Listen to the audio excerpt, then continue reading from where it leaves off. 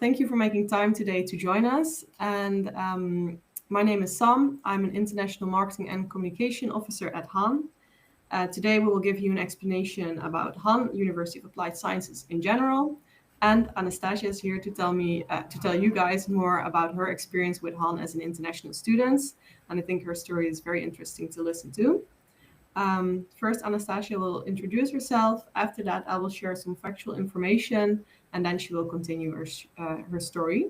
But Anastasia, do you want to introduce yourself? Sure. All right, guys. So my name is Anastasia. At this moment, I'm a third year mechanical engineering student. I'm studying in Arnhem, so not Nijmegen, in another city. Yeah, what to say? I'm about to finish my studies, so I'm looking forward for my graduation assignment in offshore industry. Hoped for a better future in the future. And I will tell you more about how I experienced the program further. Thank you. Forgot to mention, if you have questions in the meantime, feel free to drop them in the chat. Anastasia can perhaps already answer some questions while I'm talking, and the other way around. But also in the end, there is quite some time left for the Q&A, so then we can discuss your questions orally. But first, what's HAN? Well, HAN is one of the largest universities of applied sciences in the Netherlands. We're located in two cities, in Arnhem and in Nijmegen.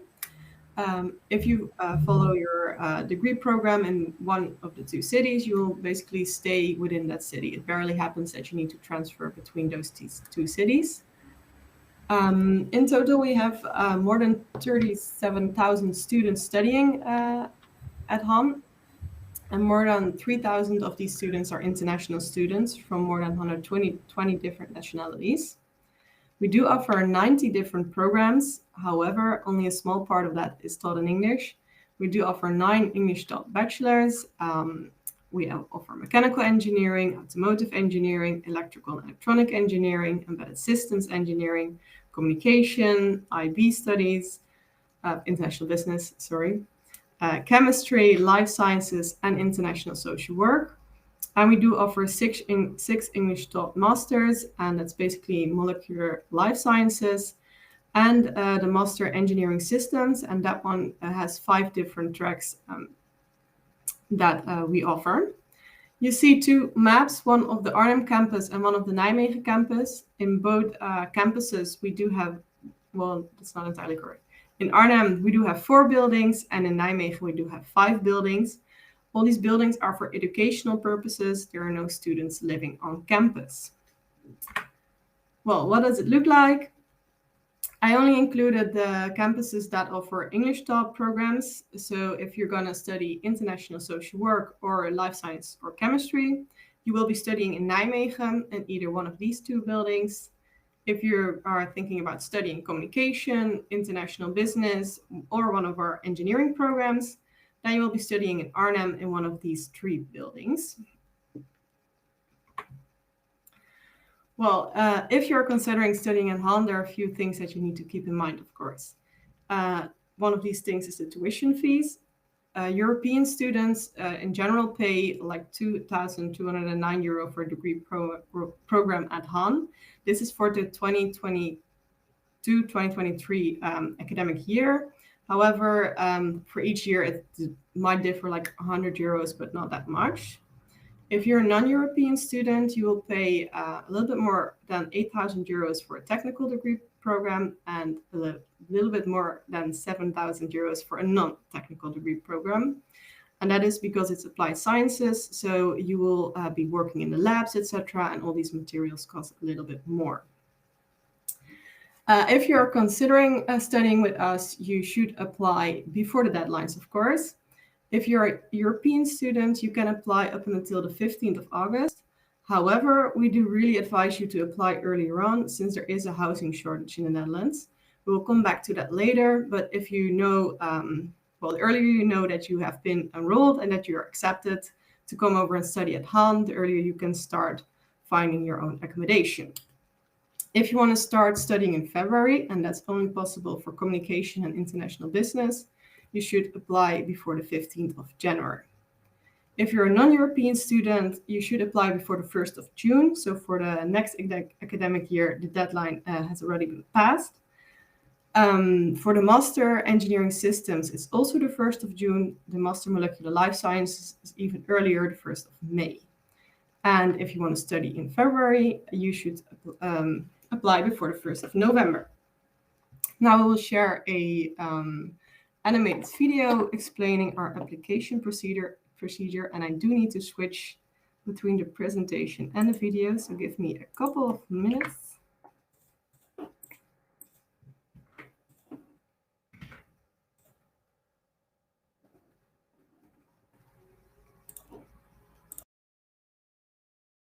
Would you like to study at Hahn? In 88 seconds, we explain the steps you need to take to apply for a program at Hahn. Want to join us for a moment? You apply on StudyLink and follow the various steps.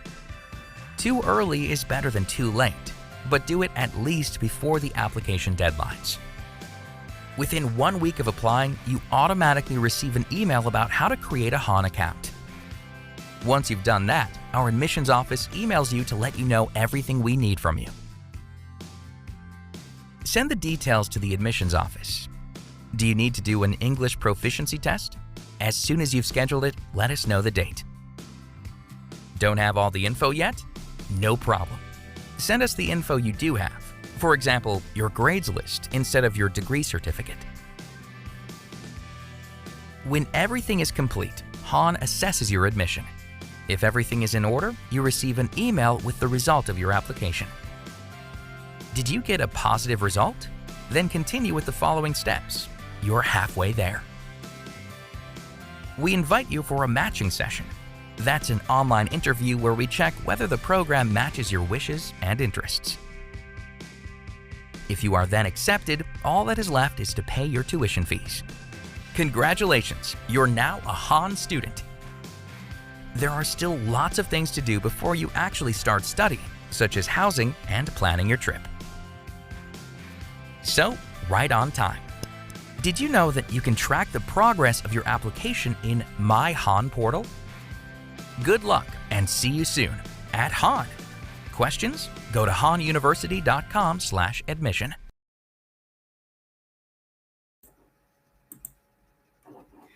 So that was the brief video about our application procedure. Of course, if you want some more in-depth info, you can go to our website to see all the details there. Then some information for non-European students only. European students, hang in there. Anastasia will start her story soon. Non-European students, if you come over to study with us, you do need a visa. One of the benefits from studying in the Netherlands is that Dutch universities will take care of your visa request. So as long as you apply on time and apply before the deadline, that's also why the deadline is a little bit more early for your non-European students. Hahn will do all the communication, etc., with the Dutch Immigration Service. Everything that you have to do is just reply to their emails on time, and they will tell you which documents they need from you, where you need to go to pick up your residence permit, etc. This is all covered in financial guarantee, but this is also why non-European students have to pay a financial guarantee. Financial guarantee includes several things, such as housing, your tuition fees, the fee for the financial guarantee, but also living costs, etc. Of course, we will transfer these back to you. But this is a proof that the Dutch Immigration and Naturalization Service needs in order to fulfill your residence permit request. And as we saw before, non-European students have to pay higher tuition fees than European students. And that's also why we decided to focus on non-European students only for our scholarships. At Hahn, we do offer 2 scholarships, the Hahn Holland Scholarship and the Honors Scholarship. The Hahn Holland Scholarship is a scholarship that you can apply for if you applied for a study at Hahn. You need to meet a few requirements. So you must be a non-European student. It must be your first degree at the University of Applied Science in the Netherlands. You need to be accepted into a full-time English taught degree program at Hahn. and you need to have an IELTS score of 6.5 or equivalent, or TOEFL 90 or equivalent, or Cambridge certificate. If you meet these requirements and you applied on time and before the scholarships deadline, which is, I thought, 1st of April, but I'm going to double check that for you in a couple of seconds, then Han will reach out to you and they will invite you to join the selection process. So if you meet these requirements, just wait until we reach out to you. And then we will ask 3 things from you, and that's your resume, a motivation letter, and a video, personal video that you made of yourself, explaining why you deserve the scholarship. And out of the selection, the academic board will choose specific people that will actually receive the scholarship. Well, if you didn't met all the requirements, or you have not been chosen for the Han Holland scholarship, you need to perform like excellent in your first year. Then you can still be eligible for the honor scholarship. There is a board that will choose a few students from each program in the end of the first year, students who had no resits at all and had really high grades, and they will receive the honors scholarship from the second year on until the end of their studies. This is something that you've no control of. You cannot apply for it. We will choose these students, so the only thing that you have to do is just study very hard. Let's see. Well, as I mentioned before, we are located in 2 different cities, Arnhem and Nijmegen. On the map, you can see where they are located. I will briefly tell something about Nijmegen, and then Anastasia will tell a little bit more about Arnhem because she lives there.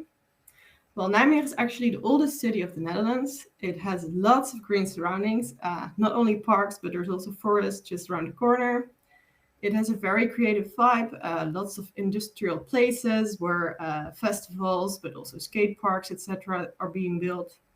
It's a true student city. The Radboud University is also located in Nijmegen. It's a research university. So that's why the city is basically flooded with students, which brings a really nice atmosphere. And every year, the 4 days marches will be held in Nijmegen, a huge event, and everybody will be or walking or celebrating these things. I don't know, Anastasia, have you ever been there? No, I mean, I studied during Corona, so I didn't have much experience. Well, maybe this year it will be your first time. Maybe. Yeah, and can you tell us a little bit more about Arnhem? Okay, I would say that Arnhem, in terms of Nijmegen, is a bit, let's say, smaller. It is student city, but not that much. People say that Nijmegen is more student city. However, Arnhem has really nice and green environment. So let's say, in a city, starting from the city center, going to like surrounding of Arnhem, everywhere are parks. Like every kilometer, you have some kind of park in every single side of Arnhem. Moreover, here is so-called national park. It's called Veluwe. There you can make bike tours and just simply walk with your friends. It's really nice environment if you want to enjoy the nature. Another thing I think that we can be proud of our zoo. It's I think 20 minutes cycling from university campus to the zoo. City center is it's quite small, but it's cozy. And something really cool to mention, Arnhem is in a way fashion city. So we have, I think it's art school or something. So we have many students that come here to study art. And we have some kind of small region in the city where you can find specialized shops where people start their own businesses as an artists. Either they do bags or shoes or any other business. So in my opinion, it's really cozy. I mean, I live here for 10 years. I love it. Something cool to mention that the city is also located on the Rhine. So it's one of the biggest rivers in Europe. And we have a bit of beaches and parks. Yeah, that's something I wanted to mention indeed. Like today, it's 30 degrees outside. So both cities are located close, well, basically at rivers and riversides. So there are small beaches, and all the students will basically just go there and swim a little bit and hang out on the beach. So it's very nice. Even if it's very warm, you can go there to cool off a little bit. Maybe some extra thing to say. It's It's 1 hour from Amsterdam by train. So just in case you want to go there to party whatsoever, just 1 hour. Exactly. Okay, then we can go to the next slide, and then the floor is basically yours, Anastasia. All right, so I'll just tell the story. Why the Netherlands?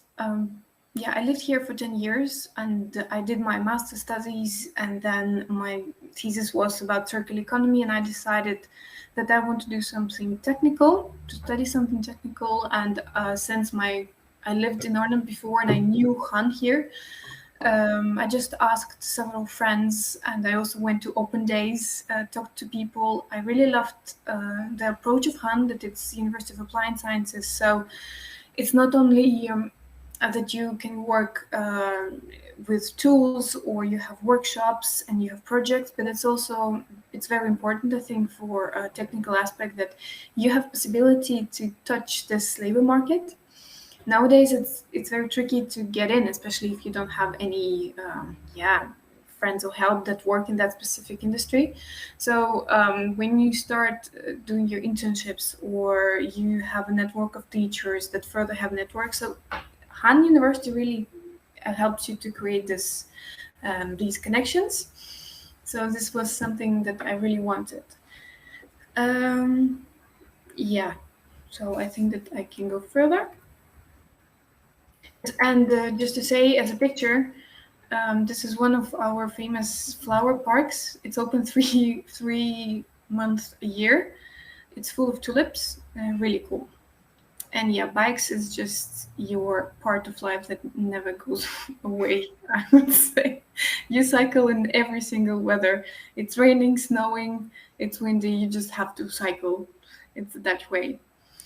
All right. So for me, for my application process, in my opinion, it was really easy because it was not my first application to university. So I had not this rush of translating and scanning and preparing documents. So I just simply applied with my translated. Back in time, it was necessary to translate your school diploma.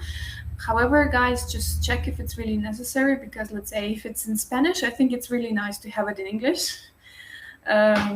Yeah, uh, as a just to say, maybe I don't know, maybe Sam knows more about it. Yeah, always double check, because our admission office, they work with it on a daily basis, of course. So even Spanish might be just okay. Just double check with them, and they will let you know whether you'll need a translation or not. Yeah, something cool to mention, that Han is always pretty fast in emails. That was very helpful in my opinion, because I had some questions and I didn't know if I should, together with my application, simply send my school diploma or also my bachelor degree or something. So the reply was really fast. I was applying in February, and basically in 2-3 days I got the answer. It was like super fast. It might be the case that it's a bit longer, but the earlier you apply, the faster you'll get the answer, because February and March, there are no people that apply. It's just logic. There are not so many people that apply. Admission office is more or less free, and they have time for that.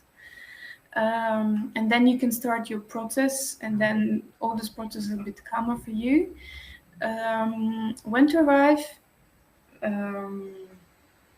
Usually you have introduction week before the start of academic year. Academic year usually starts on 1st of September. So 1 week before, there's introduction week, where you meet not only with your course mates, but also with first year students from Han. Especially I talk about campuses. So usually when we talk about engineering, it's automotive, electrical engineers, mechanical engineers, maybe somewhere in between business students. So it's about campus, not the whole Han. And I suggest really to come there.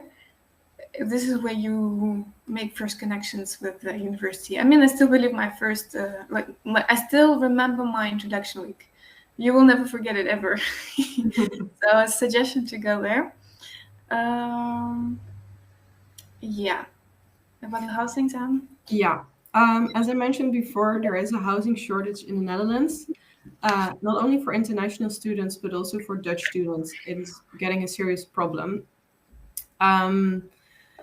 So for non-European students, because you pay the financial guarantee, we will highly recommend you to choose the option including accommodation. If you do so, then we can arrange accommodation for you for your first years of study. After that, you need to find your own accommodation. As university, we do have a limit, an X amount of rooms that we can divide over our students. We always start with the non-European students. And after that, we will see if there are some rooms left, and then we will assign them to European students too. And in order to get a room as a European student, you can send an email to han.housingoffice@han.nl, and then you will get a place on the waiting list. Of course, the earlier you will do that, the higher your chances are that you get assigned a room. Besides that, getting a place on the waiting list is very beneficial, but they will also provide you with a list of useful websites, but also tips and tricks, and also how to avoid scamming. So I think this info itself is already a very nice opportunity. It's just the email, you can send it directly after applying, so you don't have to wait until you are enrolled. And that might really help you in finding your own accommodation. There are plenty of websites, and and we believe that everyone can find something, but you just need the time to do so. So that's also why we do not advise you, if you're a European student, to wait until the latest deadline of 15th August to apply, because then you will never find something before the start of your academic year. To give you an indication, currently 2 till 3 months of searching is normal. So keep that in mind. But yeah, Anastasia, can you share maybe how your search for accommodation went, and how do you experience living on yourself in the Netherlands? Yeah, when I started university, I lived with parents, so for me it was kind of easy. I lived like 10 minutes cycling from university, quite easy. However, when I decided to move, I applied for this SSHN housing. They have so-called lottery system. So let's say you want that room, but if there are 10 people that want that room, it's just randomly chosen who wins. So it might be the case that you can get a room from first time, can be that you will get it in 10th time. The most important, what Sam already told, it's very important to start earlier. So the faster you apply, the faster you get to know that you are accepted. So the faster you can start search for housing, because the queues are really long. And what I can tell that since we had 2 years of Corona and students were not really, I think, they didn't want to start online studies, so they waited. This year it's going to be full. I'm not sure how it's going to be next year. But we are in really deep housing crisis. Even like I'm living here for 10 years, it doesn't mean that it's easy. You still have to search, and even people that have work, they still struggle to find apartment. So it's not to scare you, but it's just something to take care about, I would say. Yeah, definitely. And how do you experience living in, I don't know, in SSHN? How did you experience that? Due to my age, it was a bit challenging, because you already have some standards and you don't feel comfortable sharing, let's say, a shower with many people. And because girls and boys, they live on the same floor. But I lived there during pandemic, so there were like, instead of 8 people, there were like 4. So it was okay. But it's really nice location. First of all, it's like 5 minutes from the university. It's like across the road. It's really nice, like it's quite modern. You have all necessary things. You don't have to buy anything. So you have a bed, chairs, a desk. You have a kitchen in your room where you can cook. So you have fridge, etc. So you have all necessary, let's say, equipment to start your daily life. Of course, you can buy stuff. You don't have to pay extra taxes or care about garbage fees, etc. So in these terms, it's really comfortable. But if you search for more comfort, calm life, because parties sometimes are there, and you want to sleep, you have exam. So because different studies, they have exams in different times and you have to focus, but you can't. So, but in general, it's really a nice experience. Yeah, thank you. Okay, let's move to your average week. Ooh. So if we talk about this average week, I have to go 3 years before this. I will tell you experience in the first year. Some things, of course, might be forgotten, and I will be, in a way, telling some things with a smile on my face, even though it could be tough back in time. However, I think it's really important to say that the whole academic year is divided into semesters, and every semester is divided in 2 terms. And 2 terms is around 10, 11 weeks, something like this. So 7 weeks, let's take 8 weeks, and somewhere in between you have vacation of 1 week. So those 8 weeks, you just go to university every day, you have a fixed schedule, you do your homeworks, you do your projects, and then in week 9 you have exams. Then in week 10 you have time to finish all your reports, deadlines, etc., assignments, and then you start again with week 1. So I would say that it's quite harsh, it's quite fast. There is no time to relax a bit. So after you finish with all your deadlines, you have to start again. Something to remember. So you really have to start studying from the first week. Classes in the first year are nearly every day. Let's say if you go, the first class usually is at 9, maybe you have classes till 12 or 1, like till lunch, then maybe you have a break or free time, and then you have class again. So it's not that you have non-stop classes from 9 till 6. No, it depends on the schedule. But I think the committee that is making the schedule, they're trying to make it quite logic. So what I remember, if you have class in the morning, it's really never happened that you have another class at 5 or something. So they really tried to make it good for you. In the first year, you spend roughly half a day in a workshop working on your project, so where you have to build stuff with your group. But group work is not over with the workshop, because you have to organize your project and think about other stuff outside. Like in the second picture, like in the middle picture, you can see my course mates with finished project in the first year. We have to build a wind turbine. You have to build it roughly in 6-7 weeks. So that means that you have to plan it, you have to produce it, you have to assemble it, and make sure that it's okay and it's not falling down.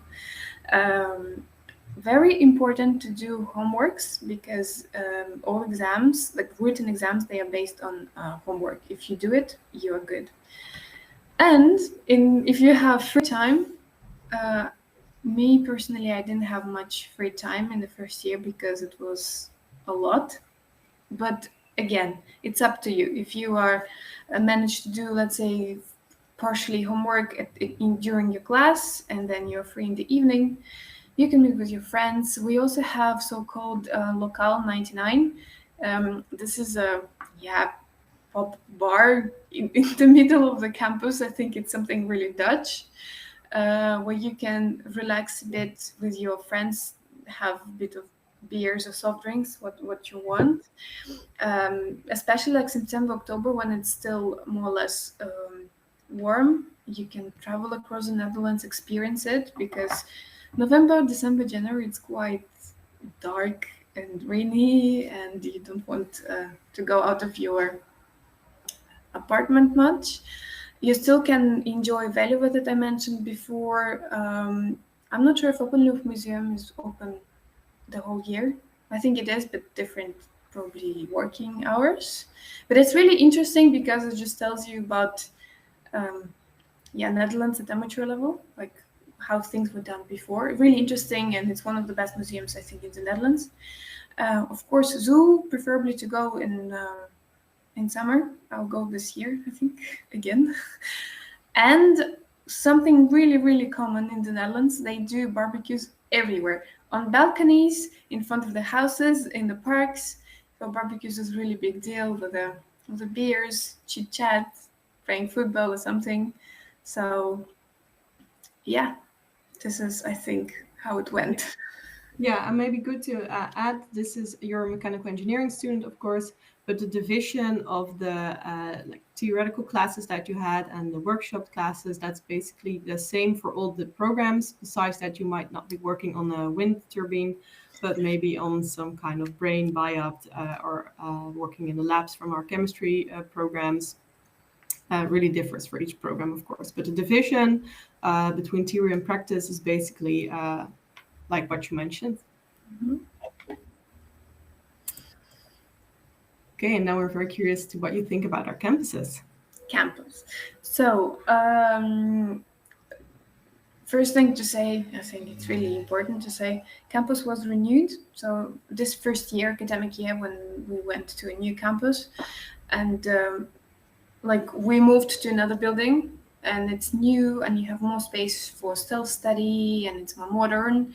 Even though our workshop stayed in an old building, but it's indeed very cozy. It's really nice to be there.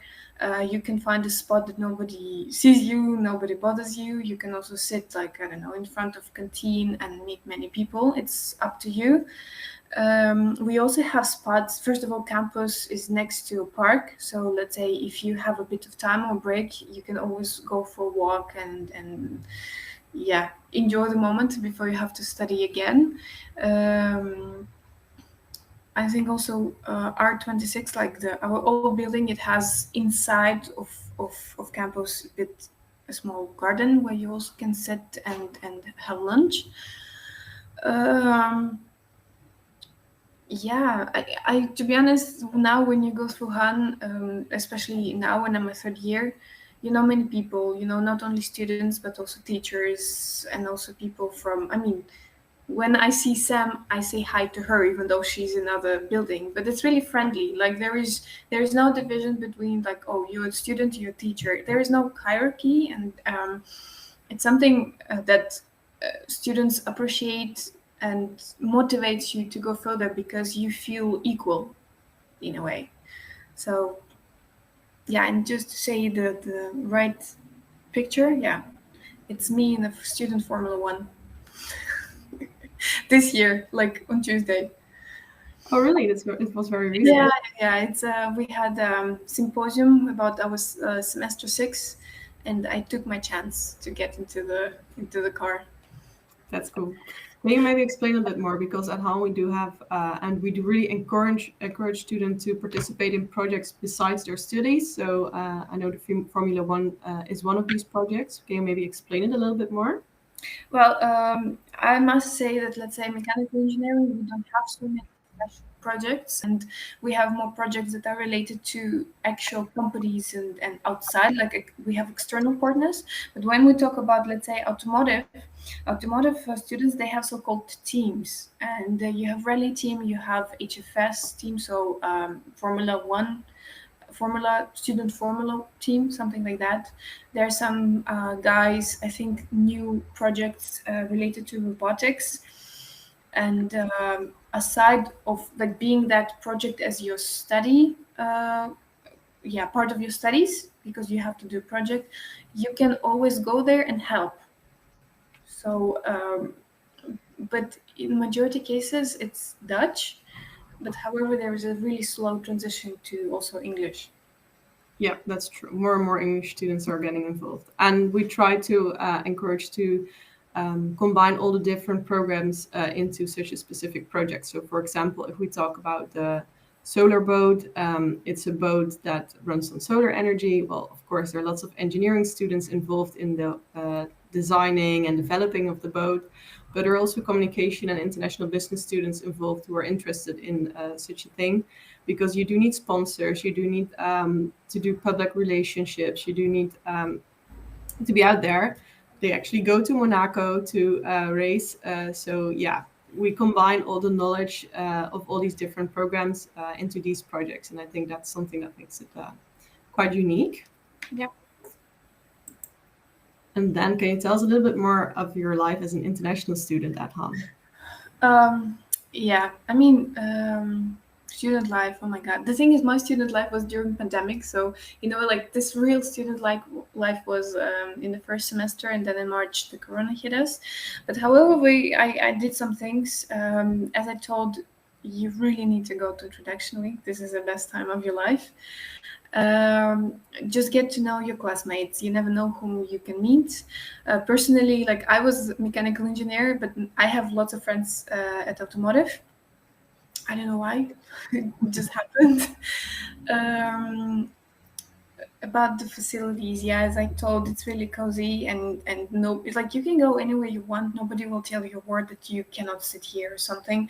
Some students, they even take naps sometimes when they're really tired because they're working on a really harsh project from the morning till night. When you're international students at Han, you always have a support. I don't know how it works with another programs, but mechanical engineers, we have so-called learning team coaches from the first year. So this is a teacher that helps you from year one. He helps you to kind of navigate yourself in the study. If you are lagging behind, like what you have to do, how to plan it. When you are choosing your internship, he also talks to you and tries to give you more information so that you can choose. I mean, my learning team coach helped me to really understand what should I do in the future, like what kind of position should I do. He tells you who you are, because you're not simply a mechanic, that can fix the car, but it's something more. Some students don't really realize that.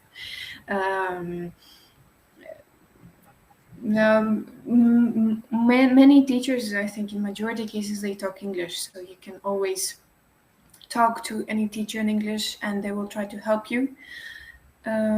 You also feel free. Nobody's judging you.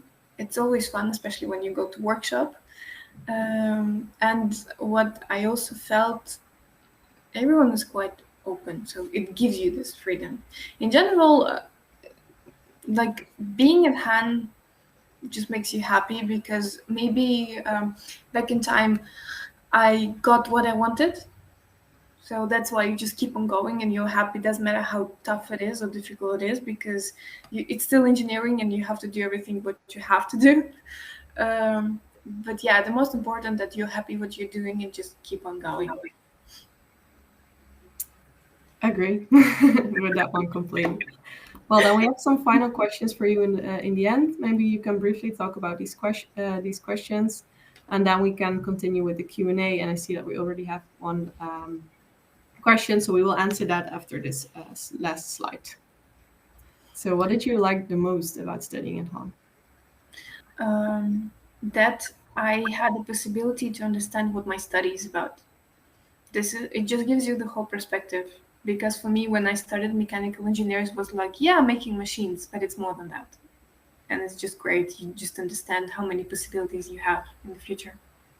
But you mean if you compare that to your studies at a research university? Yeah. I mean, before, like when you study at research university, you just have some kind of theory, and you don't know if it's real or it's not real. It's just many hypotheses that could be the case or maybe not. But here you experience real life. It's how it is. Okay. And what did you like the least? Sometimes, as any other university in the world, believe me, I had plenty of them. There is sometimes like miscommunications, so I really encourage students ask twice if they don't know. Yep. And taking the initiative is something that we always encourage with people. Are you still satisfied with your choice? I think, based on what you told today, it could be yes. Yeah, absolutely. Okay. And how does Han contribute to your future? For me, it was really a struggle to understand after. I mean, I have a master's degree, and it's like, yeah, that means that you kind of can go in your study, like in your working field, etc. But I didn't really understand what I can do with my study, like what's my contribution to the society. Now with my this with all these possibilities that I had at hand, like going for internship and doing different projects and talking to my teachers, you just open the eyes to particular things. You are more realistic, and you start doing things that really make sense. Thank you. I think that's beautiful. That's wonderful, girls. Well, thank you for sharing your story. We will. I see that some questions are already been asked, so let's just go towards the Q&A. And one of the questions is, I've seen that many room offers say no internationals. Why is this, and is this seen in a day-to-day life? Do you want to answer this question, or Yeah, I mean, unfortunately, some people, they don't really, like Dutch people, they don't really either. They want to have someone that also speaks Dutch because it's more comfortable, and or it's their personal preference. Sometimes there is also like no girls or no boys. So yes, it's in general in the Netherlands, it's really a huge discussion. However, you can do nothing against it because if landlord prefers it, it's his preference. Nothing you can do about it. Just as a suggestion, there's two. This is how I found my accommodation where I live now. In Facebook, you have two groups. They're called Expats in Arnhem and also Housing in Arnhem. This is where students themselves from Han, they go, let's say, for their internship, they go somewhere else and they want to subrent their room. In my opinion, it's really safe way to go. So, but yeah, about this no internationals, it's just really big deal, but it's there. Nothing you can do about it. Just keep on searching. I could find a link towards one of these Facebook groups. The other one, unfortunately, I couldn't find so quickly. So maybe, Anastasia, you have a link that you can share? Yeah, I will try to. This one is towards the expats in Arnhem. And regarding your question, Anna, about the collaboration with international companies at institutes, this is definitely something that will happen during your studies already. So you will be in contact with international companies and institutes. This is something that we do really encourage because if you start working on your network, your professional network from the beginning on, it will be quite decent at the end of your studies, and that's what you will need in order to enter the labor market, of course. If you feel like there is an interesting international company or institute, but it's not directly linked to your program, just reach out to your study career coach or maybe someone else, and a lecturer you know, and then they will make sure that you get in touch with that specific company. So there is always an option and there's always an opening to reach out to these kind of things. And there's one question about, haven't created a Han account yet, so may I receive an email introduce. Yeah, can you please send an email towards study@han.nl, including your student number, etc. Then I will forward you an email and some information on how to create a Han account specifically.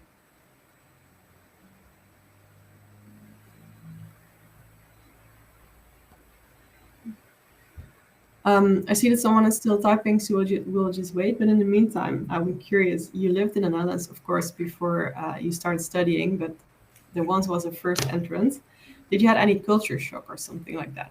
Absolutely. I mean, if you go to university at 8 o'clock in the morning and you see amount of bicycles around you, it's really crazy. I mean, now I got used to that, and I'm even okay in Amsterdam because this is where it's majority of cyclists and they just keep on going without stopping. They don't really care. But before, people are going by bicycles everywhere, basically everywhere. If it's like within 15 kilometers, they go by bike. And also food, because I got used to nice food. I'm coming from East Europe. I have to say that Dutch food is challenging to accept. There's some cool stuff like tampous, like it's a really nice, I don't know, cake, and stroopwafels. These are waffles with maybe with caramel and just yeah, those are nice. But other than that, yeah. I think Sam can relate a bit. Yeah, I think if you look at the dinner, the food is not very special. Luckily, it is quite a multicultural society over here, so we do have influences and lots of nice. Yeah, we can make use of that and just try the Indian kitchen. Well, basically from like Asian, everywhere, all over the world. Typically Dutch food, I think, yeah, the snacks are more the go-to things. Yeah, but it's also good to know that you really can find shops with Chinese food, or there are many Turkish shops that offer you like more Asian food options. So you really can find the food that you like. So it's not that there is one particular food and you have to eat that. No, you can adjust and you can find what you like most. Definitely. Then there was a question about if you complete the life science bachelor degree course at Han and you decide to continue doing a master's degree at a research university, does it mean that you need to complete 1 year pre-master course plus 2-year master's? If you decide to do your master's in the Netherlands, then you indeed need 1 year of pre-masters. However, if you already know in advance, there are some options to already do your pre-masters during your studies, during your minor. So that might save you some time. If you already aware of continuing doing a master's, yeah, just discuss that with your study career coach in advance, and then they will see what's possible, because doing your pre-masters during your study is something that is very common to do by life sciences students, actually. And indeed, for Dutch students, public transport is free during their study time. For international students, it's not the case. If you have a Dutch nationality, then it's probably the case for you. During the introduction week, the international office will explain you how this works and how you can apply for it. So that's also one of an extra good reason to join the introduction week. Yeah, but however, I'm using it now because I lived in the Netherlands more than 5 years, so I'm also eligible for that. However, I have to say that I would suggest to start this application faster, because it takes 2-3 months to get this public transportation. So let's say if you will apply in September, you might will have it only by November or December. So if you really want to have it by September, October, do it now, and you just simply have to go to DoNL, and if you have all your data like DGT and everything, it's just question of clicking the buttons. Nowadays it's really easy, so I suggest you to do it now, especially if you got accepted already at Han. It's easy, but do it now. Good tip. Do you maybe have a link towards the website, or at least? I just got it, like I put it, it's do Oh, what. perfect. I see. Thank you.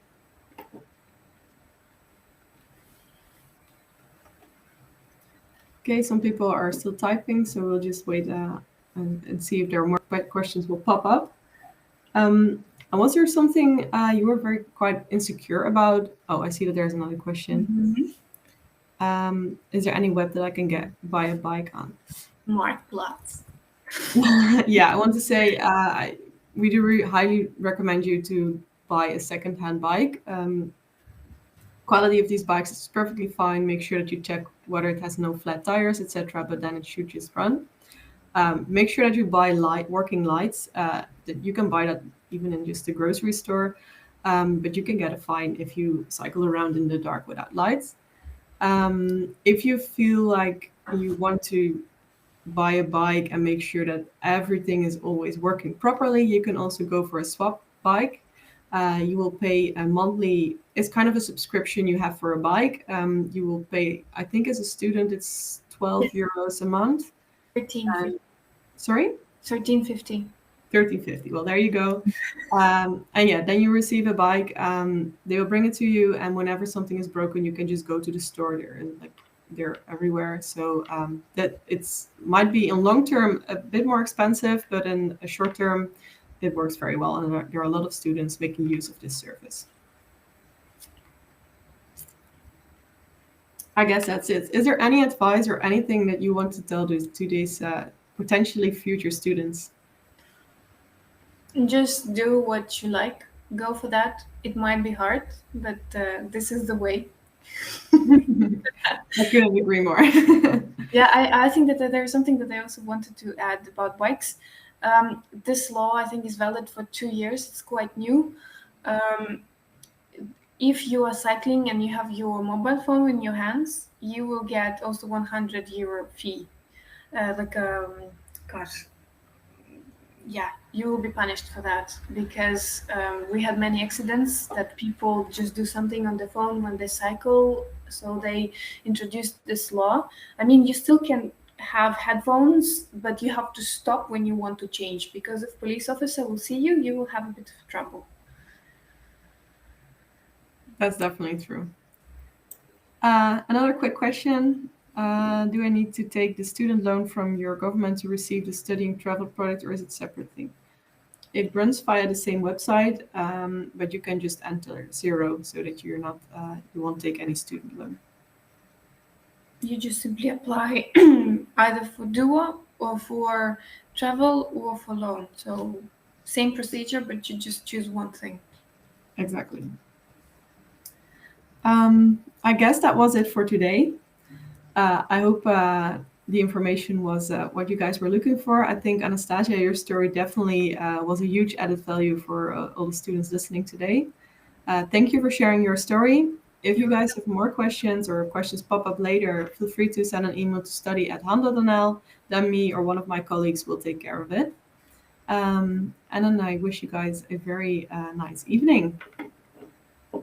Bye. Bye bye.